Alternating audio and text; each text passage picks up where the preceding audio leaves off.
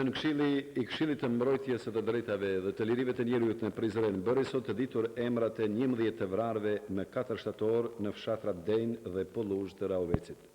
Sipas këtij burimi janë vrarë Arben Sadri Bytyçi 20 vjeç, Leonora Sadri Bytyçi 17, Shpresa Ramadan Bytyçi 30, Bahrie Gazmen Bytyçi 10, Nenkadize Faredin Bytyçi 20, Sevdije Smail Hoti 30, së bashku me djalin e saj 3 vjeç.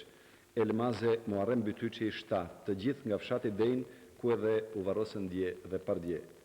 Janë vrarë edhe Shani Muarrem Hoti 45 vjeç, bashkëshortja e Hamz Bajraktarit 65 dhe Ahmet Ali Kabashi 2 të 3 nga Polluzha.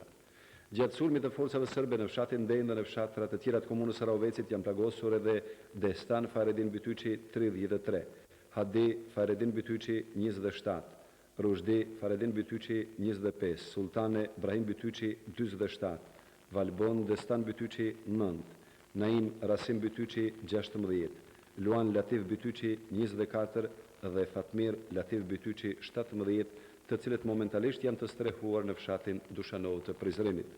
Ndërkohë, bëhet me dije se shumë të plagosur gjenden në shërim në spitalin e Prizrenit dhe të Prishtinës.